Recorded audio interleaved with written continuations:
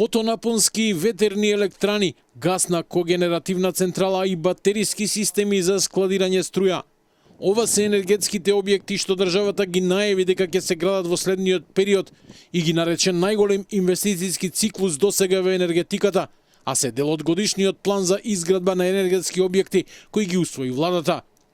Со него се предвидени 67 нови енергетски капацитети со моќност од над 4400 мегавати. Министерката за енергетика Сања Божиновска вели дека вкупната вредност на овие инвестиции надминува фантастични 5,7 милиарди евра. Овој документ не е само список на желби, ова е конкретен, анализиран и стратешки план со кој почнува нов масивен циклус на инвестиции во енергетиката во Македонија.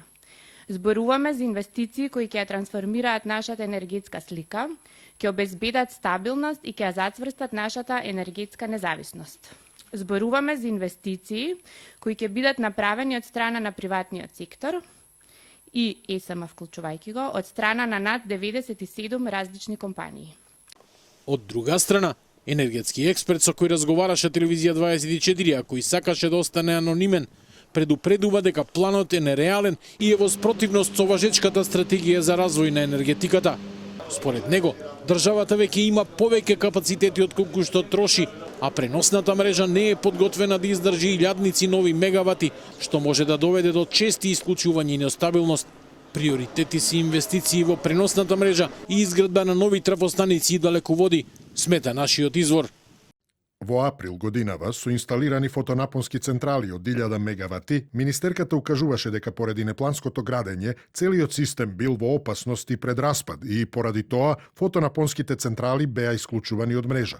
Ние, како држава, имаме максимални потреби од електрична енергија од околу 1500 мегавати. Почнувајќи од април и мај, таа потреба се намалува и до 600-700 мегавати. Во моментот, во државата имаме енергетски капацитети со преку 3000 мегавати, од кои скоро половината се фотонапонски централи. Што ќе се случи ако на постојните се додадат сите 4400 мегавати во планот?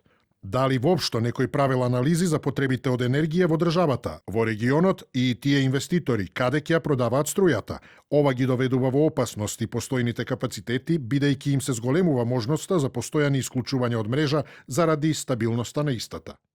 Во меѓувреме, останува неизвестно дали хидроцентралата Чебрен ќе се гради како државен проект, откако министерката Божиновска изјави дека буџетските можности се ограничени и дека владата мора да прави приоритети.